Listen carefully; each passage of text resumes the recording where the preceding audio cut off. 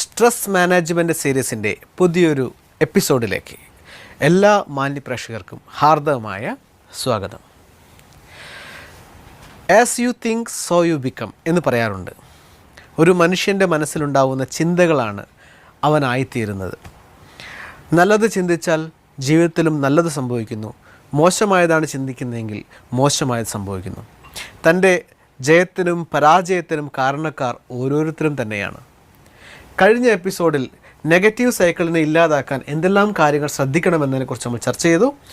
ഈ എപ്പിസോഡിൽ positive cycle create ചെയ്യാൻ വേണ്ടി എന്തെല്ലാം കാര്യങ്ങൾ ചെയ്യണം എന്നതിനെക്കുറിച്ചാണ് നമ്മൾ ചർച്ച ചെയ്യുന്നത്. ഈ ചർച്ചയിൽ നമ്മെ വഴികാട്ടാനായി ബ്രഹ്മകുമാരീസ് കോഴിക്കോട് ശാഖയിലെ അസിസ്റ്റൻറ്റ് ഡയറക്ടറായിരിക്കുന്ന ബ്രഹ്മകുമാരി ഷീബ സിസ്റ്റർ നമ്മോടൊപ്പമുണ്ട്. സിസ്റ്റർ, നമുക്ക് ഈ പ്രോഗ്രാമിലേക്ക് സ്നേഹപൂർവ്വം സ്വാഗതം ചെയ്യാം. സ്വാഗതം സിസ്റ്റർ. ഓം ശാന്തി. ഓം ശാന്തി. സിസ്റ്റർ, നമ്മൾ കഴിഞ്ഞ എപ്പിസോഡുകളിൽ നെഗറ്റീവ് സൈക്കിളിൻ്റെ ശ്രദ്ധിക്കേണ്ട കാര്യങ്ങൾ, ഡീകണ്ടീഷൻ ബ്രേക്ക് ചെയ്യാൻ വേണ്ടി എന്തെല്ലാം കാര്യം ശ്രദ്ധിക്കണം, ഡീകണ്ടീഷൻ ദ മൈൻഡ്, അതേപോലെ നമ്മളെ ബിൽട്ടപ്പ് ആയിരിക്കുന്ന ചിന്തകളെ നമ്മൾ ചലഞ്ച് ചെയ്യണം, അതായത് ഇല്ലാതാക്കണം, പിന്നെ ആളുകളോട് ഇൻഡിവിജ്വലായിട്ട് നമ്മൾ അവർ ഉൾക്കൊള്ളണം എന്ന കാര്യങ്ങളൊക്കെ നമ്മൾ ചർച്ച ചെയ്തിട്ടുണ്ടായിരുന്നു. ഇതെല്ലാം നമ്മൾ ശ്രദ്ധിക്കേണ്ട കാര്യങ്ങളാണെങ്കിൽ പോസിറ്റീവ് സൈക്കിൾ ഉണ്ടാക്കാൻ എന്തെല്ലാം കാര്യങ്ങളാണ് ശ്രദ്ധിക്കേണ്ടത്? ഒന്നാമത്തെ കാര്യം, നമ്മുടെ മനസ്സിലെ ചിന്തകളുടെ എണ്ണം കുറയ്ക്കണം, ഗുണം കൂട്ടണം. ഒന്ന് നമ്മളതിനെ വിശകലനം ചെയ്ത് നോക്കിയാൽ നമുക്ക് കാണാം, സാധാരണഗതിയിൽ ചിന്തകളുടെ എണ്ണം കൂടുന്നത് എപ്പോഴായിരിക്കും? നോർമലി നമുക്ക് ദേഷ്യം വരുമ്പോൾ അല്ലെങ്കിൽ നെഗറ്റീവ്സ് കൂടിയില്ല, എന്തെങ്കിലും പ്രശ്നങ്ങൾ സിറ്റുവേഷൻ ഫേസ് ചെയ്യുന്ന സമയത്തൊക്കെയാണ് ചിന്തകൾ കൂടാറ്. കുറച്ചുകൂടി ഈസിയായി പറഞ്ഞാലുണ്ടല്ലോ, ദേഷ്യം വരെ എപ്പോഴാണെന്നറിയോ? മറ്റുള്ളവരെ കാര്യങ്ങൾ കാണുമ്പോൾ. സ്വന്തം കയ്യിൽ നിന്ന് തെറ്റ് പറ്റിയിട്ട് ആരും ദേഷ്യപ്പെടുന്നത് കാണാറില്ല. ശരിയാണ്. ആരോട് ദേഷ്യപ്പെടാനാണ്? നമ്മളോട് ദേഷ്യപ്പെടുന്നത്. എന്നുവെച്ചാൽ മറ്റുള്ളവരുടെ കാര്യങ്ങളിൽ നമ്മൾ ഇടപെടുന്ന സമയത്താണ് നമുക്ക് ചിന്തകളുടെ എണ്ണം കൂടുന്നത്. അതുകൊണ്ട് ഒന്നാമത്തെ കാര്യം ശ്രദ്ധിക്കേണ്ടത്, എല്ലാ മനുഷ്യന്മാരും ഓരോരുത്തരും അവനവൻ്റെതായിട്ടുള്ള ഗുണത്തോടും അവഗുണത്തോടും കൂടിയതായിട്ടുള്ള വ്യക്തിത്വങ്ങളാണ്. ഒരാളെ നമുക്ക് വേണ്ടി അവരെ മാറ്റാൻ നമ്മൾ വിചാരിക്കരുത്. ഏതൊരു മനുഷ്യനും മാറ്റം വരുത്തേണ്ട കാര്യങ്ങൾ ഉണ്ടായിരിക്കാം. സ്നേഹം എന്നതിൻ്റെ അർത്ഥം അവർ നല്ല കാര്യങ്ങൾ കൊണ്ടുവരിക എന്നുള്ളത് തന്നെയാണ്. മാറ്റം വരുത്തരുതെന്ന് ഞാൻ പറയുന്നില്ല. പക്ഷേ ഒരിക്കലും ഒരു കടുംപിടുത്തം എന്ന് പറയും നമ്മുടെ സാധാരണ ഭാഷയിൽ. നിങ്ങളങ്ങനെ മാറിയേ പറ്റൂ, നിങ്ങളിങ്ങനെ ചെയ്തേ പറ്റൂ, നിങ്ങളിങ്ങനെ ആയേ പറ്റൂ, നിങ്ങളിങ്ങനെ വന്നേ പറ്റൂ വിട്ടിട്ട് അവരെ മോട്ടിവേറ്റ് ചെയ്യൂ നിങ്ങൾ. എന്നിട്ട് അവരെന്താണോ ചെയ്യുന്നത്, എന്ത് മാറ്റം ഉണ്ടാകുന്നത്, ആ രീതിയിൽ അങ്ങ് അക്സെപ്റ്റ് ചെയ്തേക്കൂ. എന്നിട്ടും അവരെ മാറ്റം പൂർണ്ണമായിട്ടില്ലെങ്കിൽ കുറച്ചുകൂടെ മോട്ടിവേഷൻ. ഒരാൾക്ക് നമ്മളൊരു മാറ്റം വരുത്താൻ വേണ്ടി ഒരു പ്രേരണ കൊടുക്കുമ്പോൾ, ഒരു പ്രചോദനം കൊടുക്കുമ്പോൾ, ഒരു ശക്തി പകർന്നു കൊടുക്കുമ്പോൾ അവർക്ക് കുറച്ച് മാറ്റം വരുന്നുണ്ട്, ബാക്കി മാറ്റം വന്നിട്ടില്ല എന്നുള്ളതിൻ്റെ അർത്ഥം അവർ മാറുകയില്ല എന്നുള്ളതല്ല. അവർക്ക് സ്വയം മാറാനുള്ള ശക്തിയില്ല. അവർക്ക് നിങ്ങൾ കൊടുത്ത ശക്തിയുടെ അളവത്ര പോരാ എന്നർത്ഥം. കുറച്ചും കൂടെ കൊടുക്കാൻ തയ്യാറാവുക. ആ രീതിയിൽ ഒരാളുടെ തെറ്റുണ്ടാവുന്ന സമയത്ത് അതിനെ ഒന്ന് പറയരുതെന്നല്ല, പറയാതെ ആർക്കും മാറ്റാൻ പറ്റില്ലല്ലോ. എസ്പെഷ്യലി നമ്മളൊരു ടീം വർക്ക് ചെയ്യുമെന്ന് വിചാരിക്കൂ. ആ ടീമിൽ നമ്മളൊരു ഡ്യൂട്ടി ഉണ്ട്, ഓരോരുത്തരും അവനവൻ്റെ ഡ്യൂട്ടി ചെയ്യുന്നു.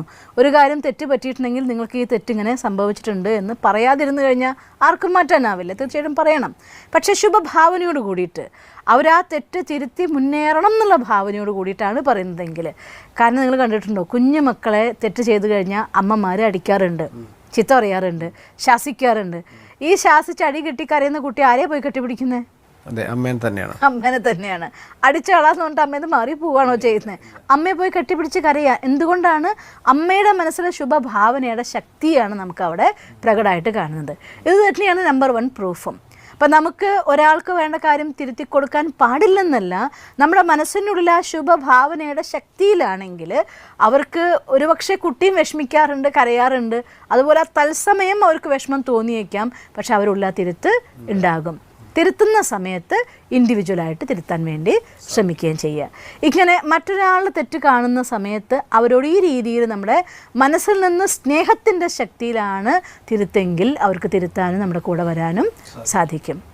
അതേസമയം അവർ തിരുത്തണം, ഞാൻ പെർഫെക്റ്റാണ്, അവർ ഇംപെർഫെക്റ്റാണ് എന്നുള്ള വിചാരത്തോട് കൂടിയിട്ടാണ് നിങ്ങൾ തിരുത്താൻ പോകുന്നതെങ്കിൽ അവർക്കത് ഉൾക്കൊള്ളാനായിട്ട് സാധിക്കില്ല. അതുകൊണ്ട് മറ്റുള്ളവരുടെ കാര്യത്തിൽ ഇടപെടുമ്പോഴാണ് നമ്മുടെ മനസ്സിലെ ചിന്തകളുടെ എണ്ണം കൂടുന്നത്. അപ്പോൾ ആ ഇടപെടുന്നതിനേക്കാൾ മുന്നേ ഏത് വിധത്തിലായിരിക്കണം ഞാനതിൽ ചെയ്യേണ്ടത്, എത്രത്തോളം എനിക്കതിൽ ഇൻവോൾവ്മെൻറ്റ് വേണം, എത്രത്തോളം എനിക്ക് അവിടുന്ന് ഡിറ്റാച്ച്മെൻറ്റ് വേണം എന്നുള്ള തരം തിരിവോടുകൂടി വേണം നമ്മളൊരു കാര്യത്തിൽ ഇടപെടാനായിട്ട്. ഇടപെടേണ്ടടുത്ത് മാത്രം ഇടപെടുക, അല്ലാത്തടത്ത് ഇടപെടാതിരിക്കുക, ഡിറ്റാച്ച്ഡ് ആയിരിക്കുക. ഒരു നമ്പർ 1 ലീഡറുടെ ക്വാളിറ്റി അത് തന്നെയാണ്. ഒരു സ്ഥലത്ത് നമുക്ക് എവിടെ പ്രവർത്തിക്കണം എന്നുണ്ടോ അവിടെ പ്രവർത്തിക്കുകയും പ്രവർത്തിക്കേണ്ടാത്ത സ്ഥലത്ത് പൂർണ്ണമായിട്ട് വിഡ്രോ ചെയ്ത് നമ്മുടെ ലോകത്ത് നമുക്ക് ജീവിക്കാനും സാധിക്കണം. അതിന് നമുക്കൊരു ലോകം വേണ്ടേ? ഞാൻ കണ്ടിട്ടുണ്ട് ഒരുപാട് ആളുകൾ, അവർക്ക് മറ്റുള്ളവരുടെ കാര്യങ്ങളിലേ താല്പര്യം ഉണ്ടാവുള്ളൂ. അവരെന്താ ചെയ്യണത്, ഇവരെന്താ ചെയ്യണത്. ഇപ്പോൾ ഒരു സ്ഥലത്ത് നമ്മൾ ടീമാണെങ്കിലും അവിടെ ആരെങ്കിലും സംസാരിക്കുന്നുണ്ടെങ്കിൽ ചെവി അവിടേക്ക് പോയി അവരെന്താ പറയണമെന്ന് നോക്കി അത് ഇവരോട് പറഞ്ഞു. ഇങ്ങനെ ഇരിക്കുന്നവർക്ക് അവരുടേതായിട്ടുള്ള രോഗം ഉണ്ടാവില്ല, അവർക്ക് ചിന്തിക്കാനായിട്ടുള്ള ഫാക്ടർ ഉണ്ടാവില്ല, അവർക്ക് ആലോചിക്കാനുള്ളതായിട്ടുള്ള കാര്യങ്ങൾ ഉണ്ടാവില്ല, അവർക്ക് ആനന്ദിക്കാനുള്ളതായിട്ടുള്ള അവരുടേതായിട്ടുള്ള കാലിബറും ഉണ്ടായിരിക്കില്ല. അതുകൊണ്ട് അവരെന്ത് ചെയ്തുകൊണ്ടിരിക്കും? എപ്പോഴും മറ്റുള്ളവരെ കാര്യങ്ങളിൽ ശ്രദ്ധിച്ചുകൊണ്ടിരിക്കും. അതുകൊണ്ട് സ്വന്തം ലോകത്ത് ജീവിക്കാൻ നമ്മൾ പഠിച്ചാൽ നമുക്ക് നമ്മുടെ മനസ്സിലെ ചിന്തകളുടെ എണ്ണം കുറയ്ക്കാൻ പറ്റും. വേണോ നമ്മുടെ സെൽഫ് സഹായം വേണോ, ഹെൽപ്പ് വേണോ, നമ്മൾ അവർക്ക് ഉപയോഗിക്കേണ്ടത് ആവശ്യമുണ്ടോ, സഹായിക്കാൻ വേണ്ടി 100% റെഡി. Otherwise keep quite. നമ്മുടെ ലോകത്ത് കീപ് ക്വൈറ്റ് എന്നർത്ഥം ഇരുന്ന് ഒബ്സർവേഷൻ അല്ല. പലരും അങ്ങനെയും ചെയ്യാറുണ്ട്. കാണട്ടെ അവരെങ്ങനെയാണ് ചെയ്യണം എന്നിട്ട് നോക്കാം, അങ്ങനെയല്ല. വേണമെങ്കിൽ ഞാൻ ചെയ്യാൻ റെഡിയാവുന്നു, അതർവൈസ് എൻ്റെ ലോകത്ത് എനിക്കിരിക്കാൻ കഴിയണം. ബെനിഫിറ്റ് എനിക്ക് തന്നെയാണ്. എൻ്റെ ഉള്ള ചിന്തകളുടെ എണ്ണം എനിക്ക് കുറയ്ക്കാൻ കഴിയും. പിന്നെ ഇഷ്ടാനിഷ്ടങ്ങളുടെ എണ്ണം കുറയ്ക്കുക. ഒരുപാട് ഇഷ്ടങ്ങളുള്ള ഒരാളെ സംബന്ധിച്ചിടത്തോളം ഇഷ്ടമുണ്ടോ അതിൻ്റെ കൂടെ തന്നെ ആരും വന്നുകൊണ്ടിരിക്കും, അനിഷ്ടം വന്നുകൊണ്ടിരിക്കുക. എനിക്ക് അവരുടെ കൂടെ പ്രവർത്തിക്കാൻ ഇഷ്ടമല്ല, എനിക്ക് ഇവരുടെ കൂടെ പ്രവർത്തിക്കാൻ ഇഷ്ടമല്ല, എനിക്ക് അവരെ ഇഷ്ടമല്ല, ഇവരെ ഇഷ്ടമല്ല, എനിക്ക് ആ ആഹാരം ഇഷ്ടമല്ല, ഈ സ്ഥലം ഇഷ്ടമല്ല, ഈ ഡ്രസ്സ് ഇഷ്ടമല്ല. മനുഷ്യന്മാർ കൊച്ചു കൊച്ചു കാര്യങ്ങളായിട്ട് എത്ര ഇഷ്ടാനിഷ്ടങ്ങൾ ലിസ്റ്റ് ഉണ്ടാക്കി വെക്കാമെന്നറിയോ? ആ ഇഷ്ടാനിഷ്ടങ്ങൾ ലിസ്റ്റൊക്കെ സ്വന്തം സ്റ്റാറ്റസായിട്ട് കണക്കാക്കുന്ന ആളുകളാണ് ഈ ലോകത്ത് ഞാൻ കാണുന്ന ഒരുപാട് പേര്. അതുകൊണ്ട് അത് സ്റ്റാറ്റസ് അല്ല, നമ്മുടെ സ്റ്റാറ്റസിനെ താഴ്ത്തുന്ന സാധനമാണ്. അതുകൊണ്ട് ഇഷ്ടാനിഷ്ടങ്ങളുടെ എണ്ണം വേണ്ടെന്നൊന്നും ഞാൻ പറയില്ല. എനിക്കും ഇഷ്ടമില്ല ചില ആഹാരങ്ങൾ കഴിക്കാൻ, തീർച്ചയായിട്ടും ഉണ്ട്. എന്ന് കരുതി ഇന്ന ആഹാരം കിട്ടിയിട്ടില്ലെങ്കിൽ ആ ആഹാരത്തിൻ്റെ രുചി കുറഞ്ഞതുകൊണ്ട് എൻ്റെ മനസ്സിൽ ചിന്ത ഒരിക്കലും എന്നെ ഡിസ്റ്റർബ് ചെയ്യാറില്ല. ഒരാളുകളുടെ കൂടെ പ്രവർത്തിക്കാനുള്ള ഇഷ്ടം എനിക്കും ഉണ്ട്. എന്ന് വെച്ചാൽ നമുക്ക് പ്രവർത്തിക്കുമ്പോൾ ഒരുപാട് ഹാപ്പിനെസ് ഇവരെ കൂടെ കിട്ടും. നമുക്കൊന്നിച്ച് ഒരേ ചിന്താധാരയാണ്, ഒന്നിച്ച് പ്രവർത്തിക്കുമ്പോൾ അതിന് റിസൾട്ട് കൂടുതൽ ക്രിയേറ്റ് ചെയ്യാൻ പറ്റുമെങ്കിൽ തീർച്ചയായിട്ടും I am happy with that. പക്ഷേ അതിനർത്ഥം വേറൊരാളുടെ കൂടെ പ്രവർത്തിക്കുമ്പോൾ എനിക്ക് അവരെ കൂടെ ആവില്ല എന്നല്ല. അവരെ കൂടെ പ്രവർത്തിക്കുമ്പോൾ ഞാൻ ഹാപ്പി ആവാറുണ്ട്. ചിലയിടത്തു നിന്ന് നമുക്ക് നമ്മുടെ കൊടുക്കേണ്ടി വരേക്കാം, ചിലയിടത്ത് നമുക്ക് കിട്ടുമായിരിക്കും. കിട്ടുമ്പോഴും കൊടുക്കുമ്പോഴും ഒരുപോലെ റിലേഷൻസിലെ ഹാപ്പിനെസ് കീപ്പ് ചെയ്യാൻ ഞാൻ എപ്പോഴും ശ്രദ്ധിക്കാറുണ്ട്. അത്തരത്തിൽ ഇഷ്ടാനിഷ്ടങ്ങളുടെ എണ്ണം അത് വേഷത്തിലാണെങ്കിലും അതല്ല സ്ഥലത്തിലാണെങ്കിലും നമ്മുടെ വർക്കിലാണെങ്കിലും എവിടെയാണെങ്കിലും ഇഷ്ടാനിഷ്ടങ്ങളുടെ എണ്ണം നമ്മൾ കുറയ്ക്കേണ്ടത് ആവശ്യമാണ്. ഇഷ്ടാനിഷ്ടങ്ങളുടെ എണ്ണം കൂടുന്നതിനനുസരിച്ച് നമ്മുടെ മനസ്സിലെ തോട്ട്സിൻ്റെ എണ്ണം കൂടിക്കൊണ്ടേയിരിക്കും. പിന്നെ നമ്മൾ പറയില്ലേ, എന്തിനാണ് മൂക്ക് എല്ലാത്തിലും പോയിട്ടുണ്ടെന്ന് ചോദിക്കില്ലേ? അതേപോലെ അനാവശ്യമായിട്ടുള്ള കാര്യങ്ങളെല്ലാം ഒഴിവാക്കണം നമ്മൾ. അത് കണ്ട് കേൾക്കുന്ന ആസ്വദിക്കുന്ന കാര്യങ്ങളാണെങ്കിൽ പോലും നമ്മുടെ ഉള്ളിൽ ഒരുപാട് തോട്ട്സ് ഉണ്ടാക്കും. അത് എഫക്റ്റ് ഉണ്ടാക്കുന്ന രീതിയിലുള്ള പ്രോഗ്രാംസ് ആണെങ്കിൽ അനാവശ്യമായിട്ടും അത് കണ്ട് നമ്മൾ തോട്ട് ക്രിയേറ്റ് ചെയ്യേണ്ട കാര്യം എന്താ? നമുക്ക് പോസിറ്റീവായിട്ട് കിട്ടുന്ന കാര്യങ്ങൾ സെലക്ട് ചെയ്തെടുത്ത്, പഠിക്കാനുള്ള കാര്യങ്ങൾ സെലക്ട് ചെയ്തെടുത്ത്, ലൈഫിൽ നേട്ടം ഉണ്ടാവാനുള്ളതായിട്ടുള്ള കാര്യങ്ങൾ സെലക്ട് ചെയ്തെടുത്ത് നമ്മുടെ മനസ്സിനൊരു ഡസ്റ്റ്ബിന്നാക്കാതെ വേണ്ട സാധനങ്ങൾ കൊടുക്കാൻ തുടങ്ങിക്കഴിഞ്ഞാൽ തന്നെത്താനെ അവിടുന്ന് തോട്ട്സിൻ്റെ എണ്ണം കുറയാൻ തുടങ്ങും, ഗുണം കൂടാൻ തുടങ്ങും. പിന്നെ ഗുണം കൂട്ടാൻ വേണ്ടിയുള്ളതായിരിക്കുന്ന മെത്തേഡാണ് മെഡിറ്റേഷൻ.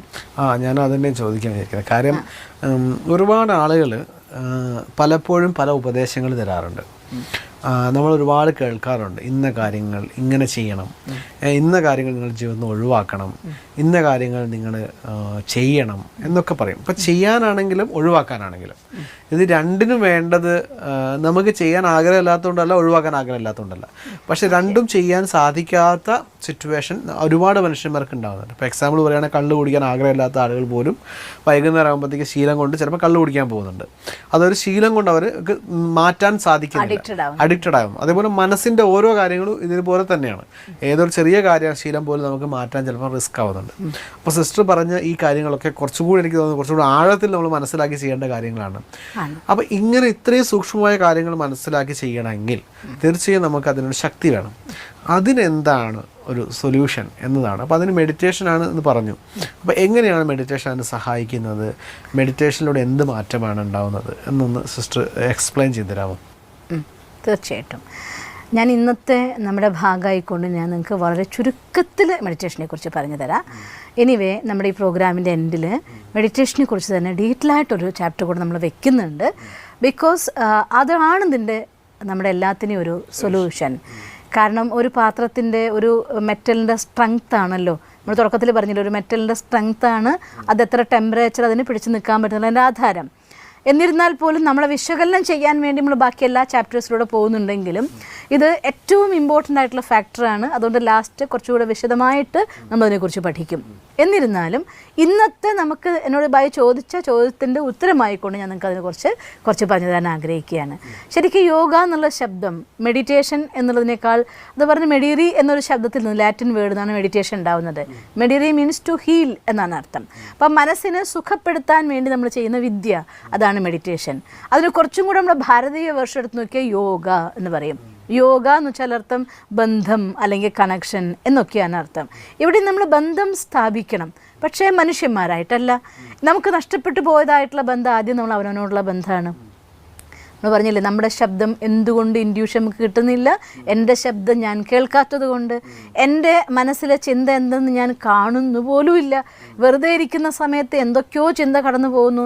എൻ്റെ മനസ്സിലെ ചിന്ത എന്തെന്ന് പോലും ഞാൻ ഒന്ന് ഒബ്സർവ് ചെയ്യുന്ന പോലുമില്ല. എന്ത് ചിന്ത വരുന്നു, എന്താണ് ഉള്ളിൽ നടക്കുന്ന കാര്യം, ഉള്ളിലത്തെക്കുറിച്ച് നമ്മൾ നോക്കുന്നേ ഇല്ല. നമ്മളെ കണ്ണ് മുഴുവൻ പുറത്തേക്ക് മാത്രമാണ്. അതുകൊണ്ടാണ് നമ്മൾ ഉള്ളിലെ ശബ്ദം കേൾക്കാതായി പോയതും നമ്മളുമായി നമുക്കുള്ള ബന്ധം നഷ്ടപ്പെട്ടു പോകുന്നത്.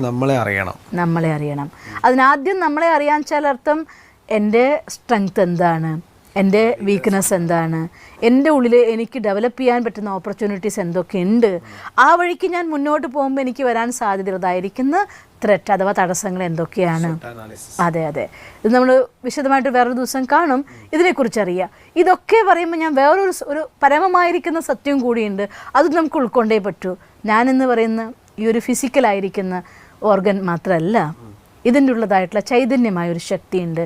ഒരു മൊബൈലിൽ എങ്ങനെയാണ് അതിൻ്റെ സിമ്മും ആ മൊബൈലിൻ്റെ ബോഡിയും പോലെ, ഒരു കമ്പ്യൂട്ടറിൻ്റെ ഉള്ളിലെ സോഫ്റ്റ്വെയറും ഹാർഡ്വെയറും പോലെ ഈ ദേഹത്തിൻ്റെ ഉള്ളിലുണ്ടൊരു സോഫ്റ്റ്വെയർ, ഈ ദേഹം ഒരു ഹാർഡ്വെയർ. അപ്പോൾ ഈ ശരീരമാകുന്ന ഹാർഡ്വെയറിൻ്റെ ഉള്ളിലെ സോഫ്റ്റ്വെയറിലാണ് ഈ മൈൻഡും ഇൻ്റലക്റ്റും സബ് കോൺഷ്യസ് മൈൻഡും എല്ലാം അതുള്ളത്. അതുകൊണ്ട് ആ സോഫ്റ്റ്വെയർ എന്ന് പറയുന്ന പേരാണ് സ്പിരിച്വൽ ലാംഗ്വേജിൽ ആത്മാ എന്ന് വിശേഷിപ്പിക്കുന്നത്. ആധ്യാത്മിക ഭാഷയിൽ, തത്വശാസ്ത്രത്തിൻ്റെ ഭാഷകളിൽ പലരും ആത്മാ എന്ന് പറയുന്നവരുണ്ട്. സയൻസിൻ്റെ ഭാഷയിൽ അവർ പറയുന്നുണ്ട് ഇതിനുള്ളതായിട്ടുള്ള ഊർജം എന്ന് പറയുന്നവരുണ്ട്, എനർജിയായി പറയുന്നുണ്ട്. ഏത് പേരിട്ട് വേണമെങ്കിൽ വിളിച്ചോളൂ.